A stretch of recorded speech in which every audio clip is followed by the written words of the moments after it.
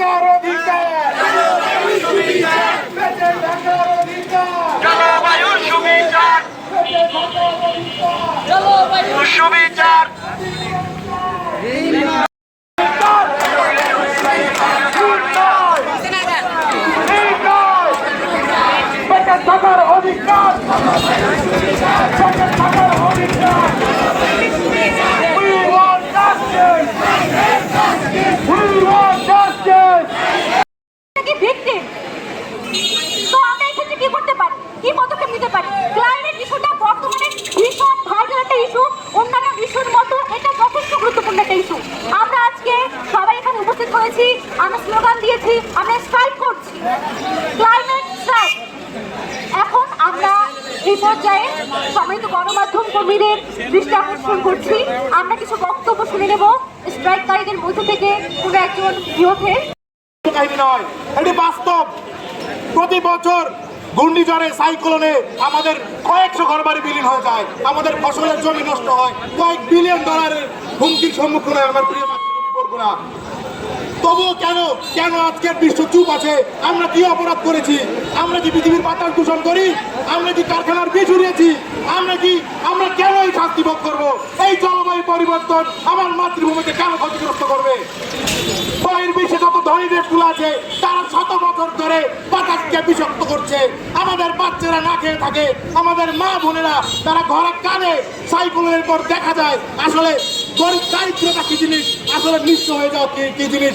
আমার বরগুনার কথা বলি, বরগুনার প্রত্যেকটা অঞ্চলে, প্রত্যেকটা উপকূলীয় অঞ্চলে আজ নদী ভাঙন দেখা দিয়েছে। এই নদী ভাঙনের কোনো কিন্তু আমরা সুরাহা করতে পারিনি। আমার মাতৃভূমি আজকে বিলুপ্ত হয়ে যাচ্ছে। আজ আমি এখানে বলতে এসেছি, আমরা আর ভুক্তভোগী হয়ে থাকতে চাই না। We want! আমরা দাবি জানাই, জলবায়ুর ক্ষতিপূরণ চাই, ঋণের নামে তামাশা আমরা চাই না। আমরা ক্ষতিপূরণ চাই, আমরা ক্ষতিপূরণ চাই, আমরা ঋণ চাই না। শিল্পোন্নত দেশগুলোকে আমাদের লস এন্ড ড্যামেজ ফান্ড দিতে হবে। শিল্পোন্নত দেশগুলোকে আমাদের লস এবং ড্যামেজ ফান্ড দিতে হবে। আমাদের মতো উন্নয়নশীল দেশগুলোকে সরাসরি জলবায়ু সহায়তা বিনা শর্তে অবিলম্বে পাস করতে হবে। বন্ধুরা, এই লড়াই আজকের লড়াই নয়, এই লড়াই গত হাজার হাজার বছর ধরে চলে আসতেছে। আমরা উপকূলবাসী বারবার জলবায়ু পরিবর্তন রোধে এখানে যে সকল সহযোগিতা উপস্থিত হয়েছে সকলকে আন্তরিক কৃতজ্ঞতা প্রকাশ করছি। আসলে বৈশ্বিক উষ্ণায়নের মূল কারণ হচ্ছে যে কার্বন ডাই অক্সাইড গ্যাস বায়ুর সাথে দ্রুত বৃদ্ধি পাচ্ছে। আমরা যদি একটু পিছনের দিকে লক্ষ্য করি, 1750 সালে শিল্প বিপ্লবের শুরুর দিকে দেখা যায় যে বন্যায় সবচেয়ে বেশি ক্ষতিগ্রস্ত হয় আমাদের এই বনগুলো উপকূল। এখানে সবসময় আমরা দেখতে পাই আমাদের যে বনগুলো রয়েছে সেই বনগুলো ভেঙে যাচ্ছে, শহরগুলো বিলীন হয়ে যাচ্ছে। সবকিছু এই ক্ষতিপূরণ আমাদের উপকূলের জন্য বেশি বরাদ্দ চাই সবসময়। বিশ্ব নেতারা সহ বাংলাদেশে যারা আছে তারা এসি রুমে বসে তারা মিটিং করে, তারা বলে জলবায়ু ন্যায্য অধিকার চাই।